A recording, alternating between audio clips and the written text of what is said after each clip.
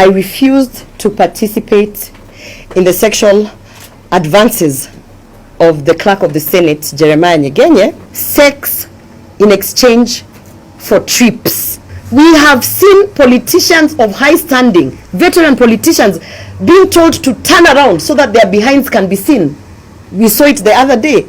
The objectifying of women, it's become such a norm. The women in parliament are suffering, take it from me.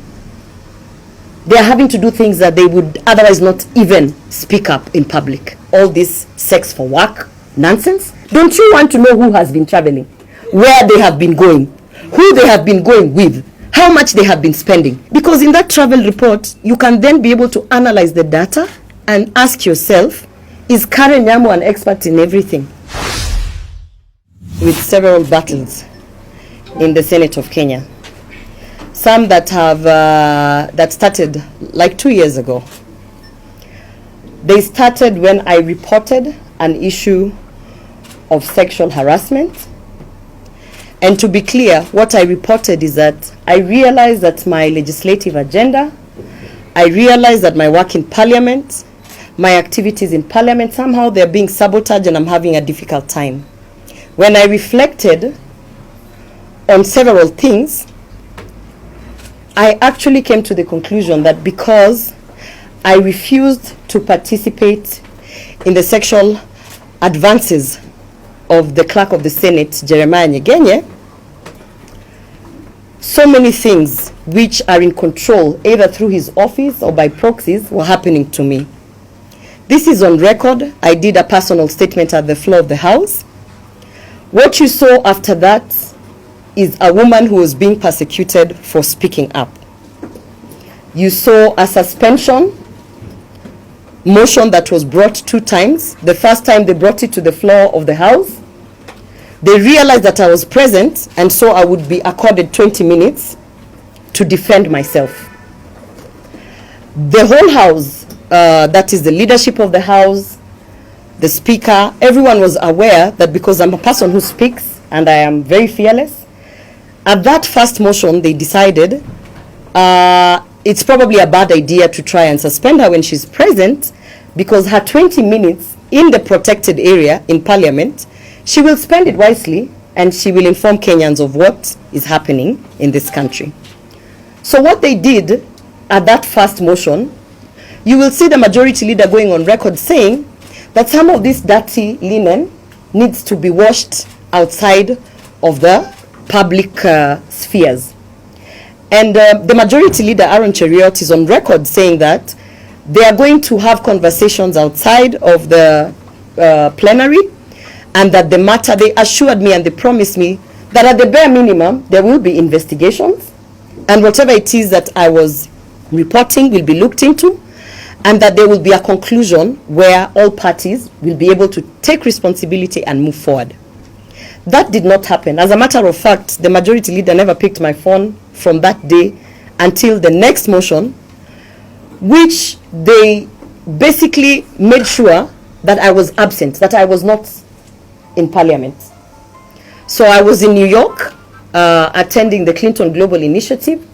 At that time, also the president and the whole State House delegation was in New York. So even anyone who could have intervened and brought it to the powers that be that something is going wrong, everyone was busy in the US. That is when they brought the motion to suspend me based on the report that I put, that, hey, listen, there's an administrator, a senior person in Parliament, who is actually making my work so difficult because I have refused to participate in his sexual advances. Because I was absent on that day, automatically my 20 minutes of right of reply was lost because I was not at the floor of the House. So what happened is they passed it very quickly and I was suspended. I was suspended in absentia. You will hear many people saying that she was accorded time to come before the Powers and Privilege Committee to defend herself and substantiate the claims. That is not what happened. I reported an incident where I'm being harassed and where I am being treated unfairly. And what happened is that they charged me. They actually took my report and charged me. They made it a charge. They said, we are charging Senator Orwoba for disrespecting Parliament by alleging that there is sexual favors for legislative agenda. So that is not being accorded. That is being charged. And immediately after that, they prosecuted it by the motion. And immediately after that, I was suspended. We have been in this country, so you have lived through these events. I was suspended.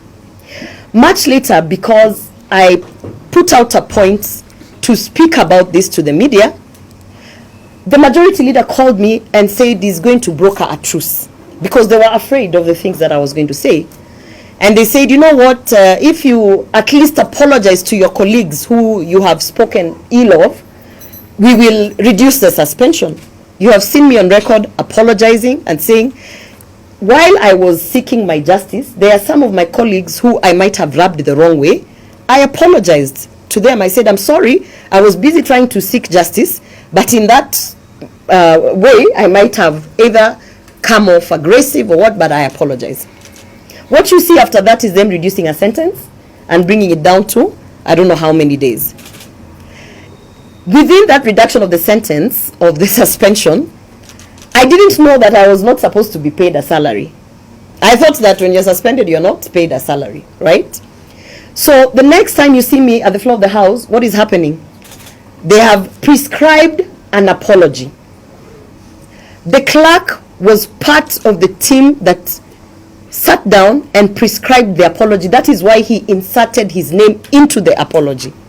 And you see me at the floor of the House saying, no, I'm not going to read this apology, because my legal team had already told me that the clerk wants that apology so that he can take the apology back to court and say, in fact, her allegations are false. She even apologized for it.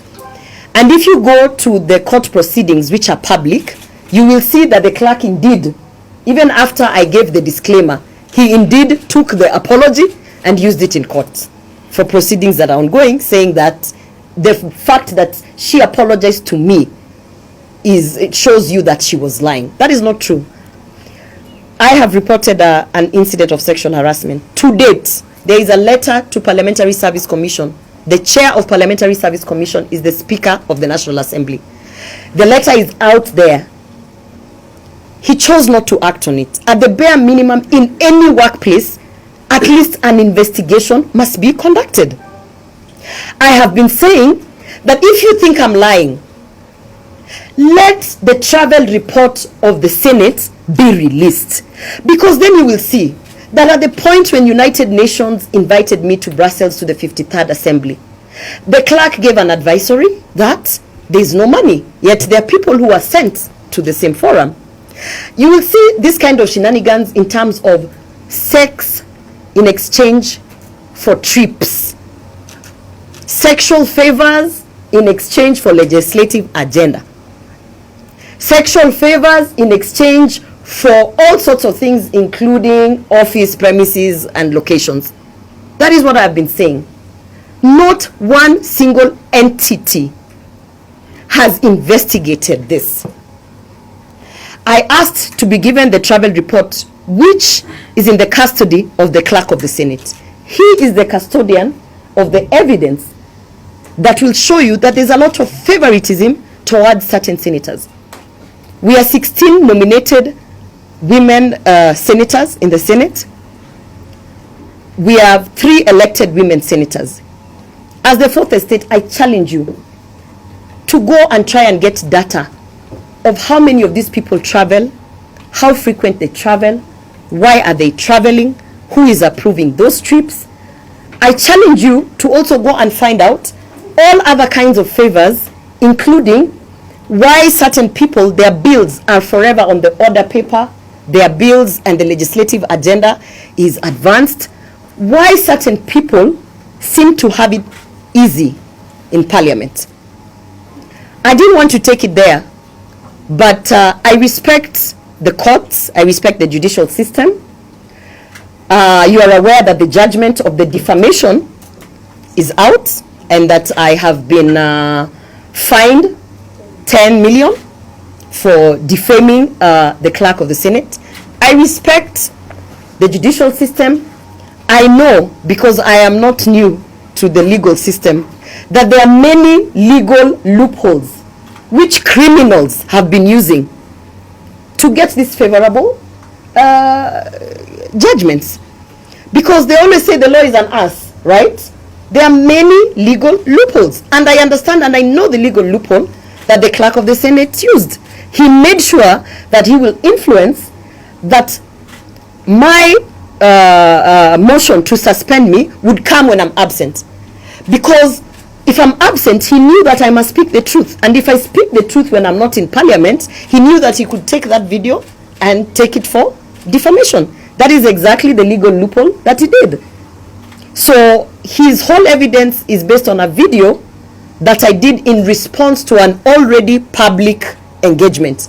It was already in parliament being discussed that the clerk of the Senate is fighting with Senator Orwoba because Senator Orwoba has said that the clerk of the Senate, you know, is making her life hell because he's not, I'm not playing ball. It was already in public through the parliamentary proceeding. He did not sue parliament because he cannot sue parliament. But he waited for me to respond because he knew that I had to respond, which I did. And that is the video that he took to take for the defamation. So I respect the process, the court proceedings. However, I don't agree with it, and that is why our country, we have an opportunity to appeal. So I have appealed, and I am appealing. And my legal team has taken it. Even the 10 million is absurd. It is meant to scare any member of parliament who thinks that they will wake up and say, this is true, this is happening. It is meant to scare any woman.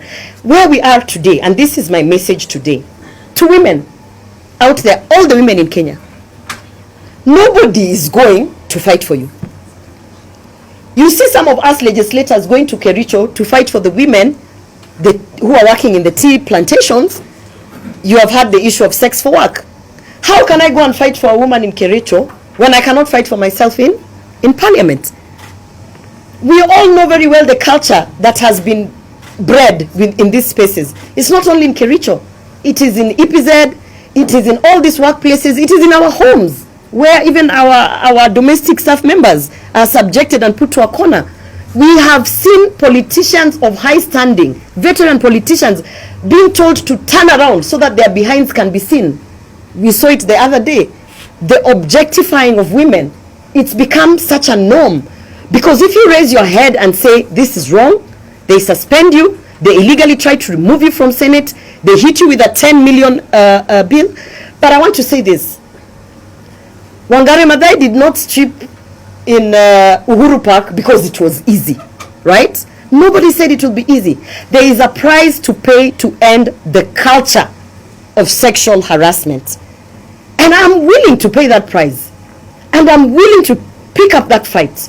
And I'm willing and I'm ready. And if they thought that is what is going to silence me, that will not silence me, because I know there are staff members in parliament who are raped in that parliament. Staff members who work there.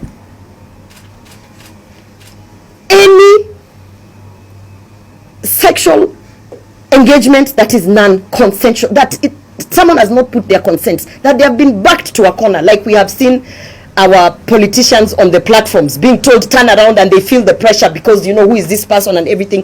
That is rape. And I'm telling you, it is happening in parliament, and I'm not going to be quiet. I will speak about it. I mean, what else can they take away? Where I'm standing, I have served a suspension for 6 months.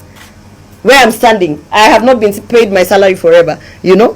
Where I'm standing, I have, I don't know how many court cases because of speaking up. Where I'm standing, my own political party does not like the guts that I can stand up and say this is wrong. What else will you take away from me? I know that you have sending me all sorts of signals, telling people to come and tell me that they will finish me. I know that there's a threat to my life. But I also know that there are so many women who are counting on me to keep my head up and to keep speaking the truth in times where many people will be harassed, intimidated, jailed, and even their lives taken away. Innocent Kenyans being shot because they dared to go to the street to even demonstrate. I know that. So I want to say this to Jeremiah Nyegenye. This is a battle that I will take to the end.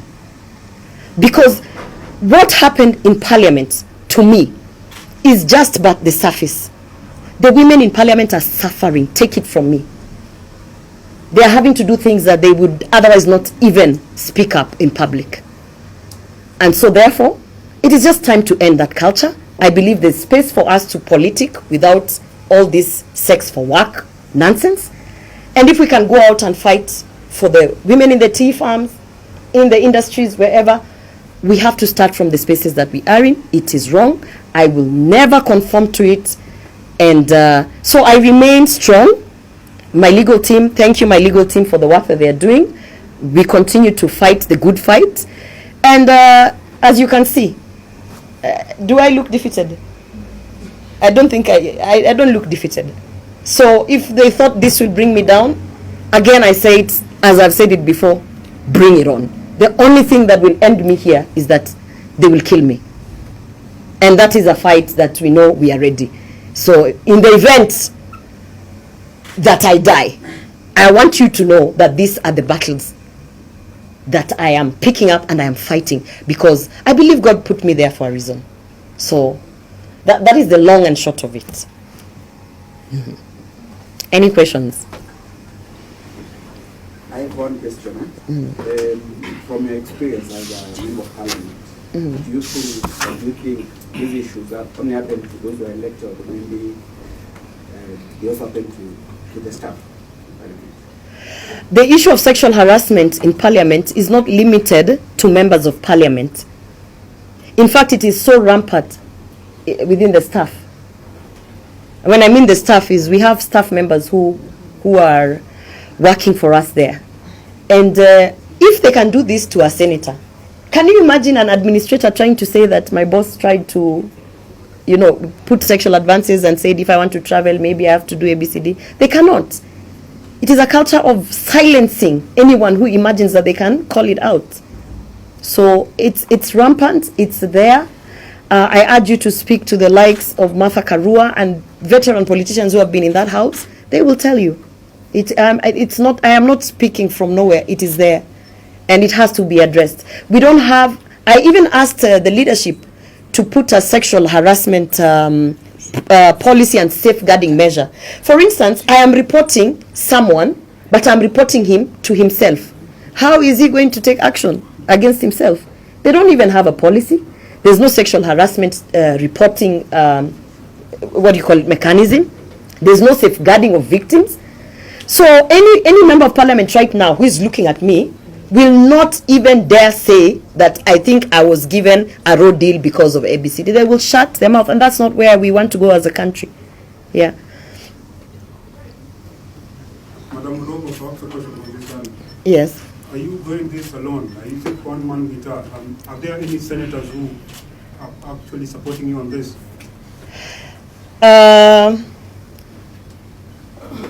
I have not only senators but members of the National Assembly who are supporting me.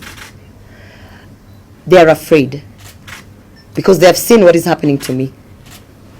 Not everybody has the luxury to be able to say, if that's the assignment, I walk away. People have responsibility financially with families. So I understand their position. They're supporting me in the background. And I understand why they'll be fearful. So yes, there are.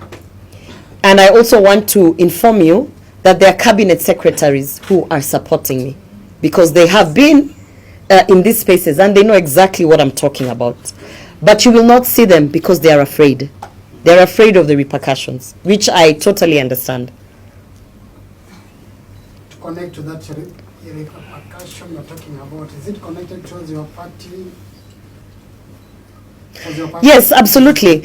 Immediately the judgment came out. If you go online and look at the people pushing the narrative of where will she get 10 million to pay, it is the UDA party machinery. It is all political.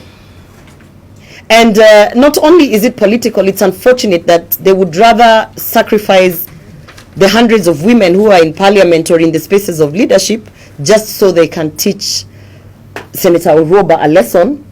Because they don't like people who speak out. But I am speaking out, and that's just who I am.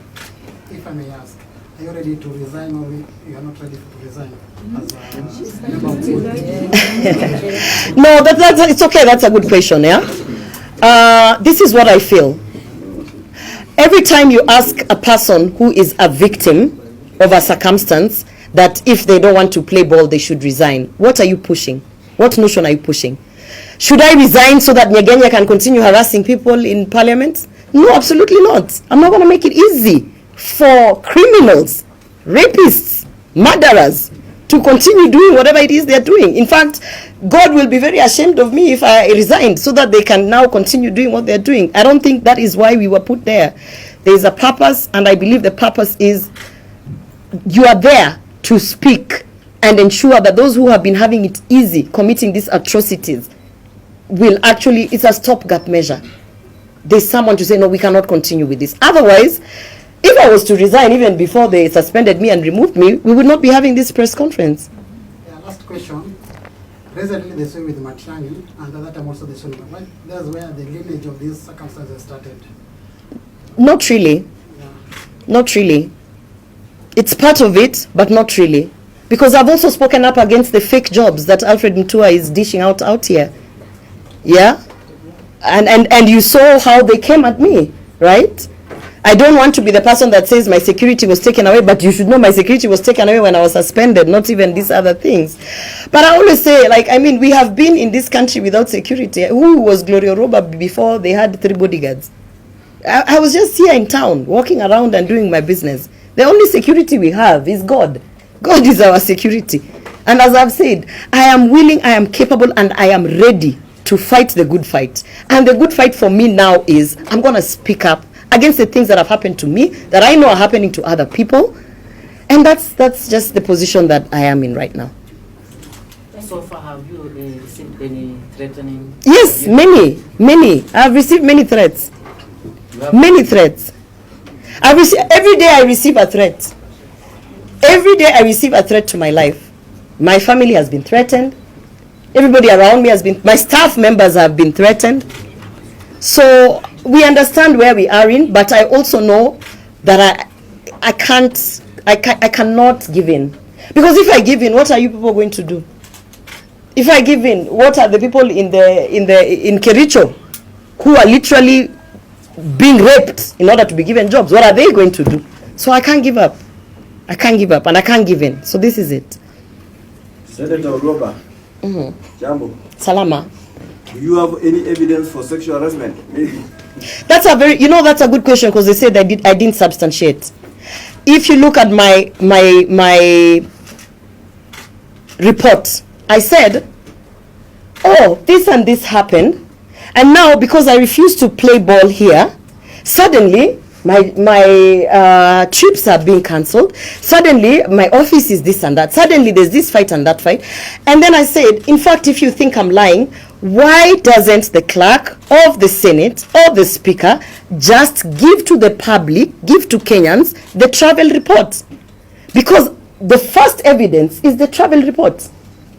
If today Kenyans are told that these many billions of Kenya shillings have been spent by senators, don't you want to know who has been traveling, where they have been going, who they have been going with, how much they have been spending? That data is not rocket science. That is data that if it is put on the table here, we can say, hey, Senator Orwoba, how come all the time you're always traveling with so and so? And are you an expert in agriculture, security, sexual rights and reproductive health? Are you an expert in everything such that any trip that comes, you're the only person who can represent the Senate? You know? That is the first evidence. But who is the custodian of the evidence? It is the clerk of the Senate. He has refused in writing to give to the public and even to the Powers and Privilege Committee and even to the court the travel report, which will then also show you how much he spends, taxpayers' money. Because, you know, when you say sex for work, you have to understand it is a negotiation. The person in power has to have something to give.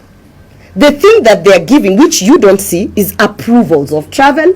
The thing that they are giving, which you don't see, is your office can move from this corner to that corner. Which you don't see is we have an ad hoc committee. He sits in the Senate Business Committee, which also puts your work in the order paper. There's a lot of negotiations for you to get ahead with your legislative agenda. One of the things that I want to be put to the public for Kenyans to see is the travel report. It's a document that is just sitting there in finance. In fact, you should be able to see that Senator Gloria Orwoba, since she lifted the Bible 2.5 years, this is how much she has spent on local travel, and this is how much she has spent on international travel. He himself, Forget the people who are now being given the exchange. He himself should be able to tell you, this is how much I have spent on travel. Why is that a secret? Yet it is taxpayers' money. Because in that travel report, you can then be able to analyze the data and ask yourself, is Karen Nyamu an expert in everything? Now, And ask yourself, is this other nominated senator so special that she's an expert in everything? And ask yourself, did even Senator Orwoba need to go for that trip? She knows nothing about ABCD. This is the accountability.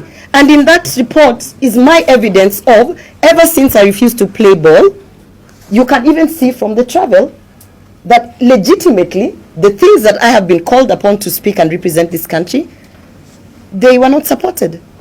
Yeah, and now, so how do I produce evidence that where the clerk is the custodian of the evidence? now in that assumption, Are the other senators playing ball? I can't speak for, I cannot speak for the other senators, but I can speak for myself. And for myself, I'm not playing ball. And I'm asking you, go and audit, ever since I said no, I don't want to participate in this, go and audit how many of my things, legislative or otherwise, have actually been tanked. Juzi tumesikia mwingine akiambiwa akipituka kwa ile tulikuwa tunasambaza hiyo video. Comment on that. Isiyo ndio nimesema, ikifika mahali ambapo mpaka mwanasiasa kama yule Sabina Chege is not a first timer. Ikifika mahali kama ye anapata hiyo pressure mpaka anaambiwa mbele ya watu pinduka na anajipata amepundika, unafaa ujiulize haswa ni nini hiyo inawafanya wanaogopa mpaka wanafanya vile vitu wanafanya. Kwa sababu Sabina Chege si mtu ambaye ameanza siasa jana. Sabina Chege hata kuna alikuwa mpaka sijui deputy party leader ama ni party leader wa Jubilee. Huyo ni mwanasiasa ambaye unasemaje kwa Kiswahili, veteran politician. Lakini inafika mahali mtu fulani anamwambia hebu penduka tuone pale nyuma vile ambavyo na anapenduka. Anaweza kuambiwa kitu ya kwanza, kabla nikupe hiyo ofisi, hebu kwanza wewe ni mrembo fanya hivi. Unanielewa? Hiyo anakubali. Ya pili anakubali. Ya tatu, by the time amefika pale mbele ya watu anaambiwa penduka. Vitu vingi vimefanyika huko nyuma. Unanielewa? Yeah, and that is what I'm saying, that culture, somebody has to say no. It has to end. Now, Madam Senator, a quick one. How should we now take relation to this? I gave 2 apologies. As I told you, the first apology, when the majority leader came to me and told me, we need this thing to come out from the public. There are some of your colleagues who felt when you were looking for justice, you didn't treat them well. My colleagues, meaning my senators, fellow senators. I said, I have no problem apologizing. There are some who actually I abused in a WhatsApp group because I was so mad. Why are you people not seeing what's happening? So in that moment, there are some who I abused. I apologized to them and said, I'm sorry. In my quest of seeking justice, I might have offended you, and I'm sorry. I can apologize any day for that. My second apology was a prescribed apology by the clerk of the Senate. He will come and deny it and say it is a committee that wrote it, but he supervises that committee. The secretariat reports to him. If I was suspended by the Senate as a house and the senators as my members, where does the clerk of the Senate and his name come into a prescribed apology? It was his generation. And when I refused to apologize, what happened is, thanks to Gen Z, thank you Gen Z, they saw the wrong in it, they made a lot of noise, and there was so much pressure to end it. So I said I must put a disclaimer. So if you listen to my apology, I start by saying, these are not my words. I did not write this. I'm only reading this because it is a procedure in Parliament, and therefore I go ahead to read it. But what Jeremiah Nyegenye does through his people that he pays, they remove the disclaimer, then they share the apology. That's what he did in court. He also took the apology and said in court, in fact, she apologized because she was lying. I have never lied, and I will never lie about a serious matter such as sexual harassment. It would be such a shame for anybody to lie about such a thing, because that is not something you can take back. By the time I spoke about it, I had serious deliberations, understanding that the moment I speak, the repercussions around it for both parties are very dire. I'm very aware. That is not something I can lie about. And I have not been caught on record anywhere lying. That's not my character. I know my character is passionate, abrasive. There are things I will accept, but I never lie about certain things. Actually, about everything, but in specific, sexual harassment is not a thing. I mean, I have kids. I have a son. I do not imagine there's a time someone would wake up and lie about my son in a certain situation. So let them just investigate it at the bare minimum, and at least accord other people in parliament who are going through this a chance to feel that something is happening and there is an investigation, there's a policy, there's a safeguarding measure, at least so that even the women who are now very scared of speaking, they might not speak up, but they might get that relief that in the next 2 years or so, 25 months, the people who have been arraigned for terrorist activities because of political persecution. Yeah? So, I mean, let's also be honest in the context that we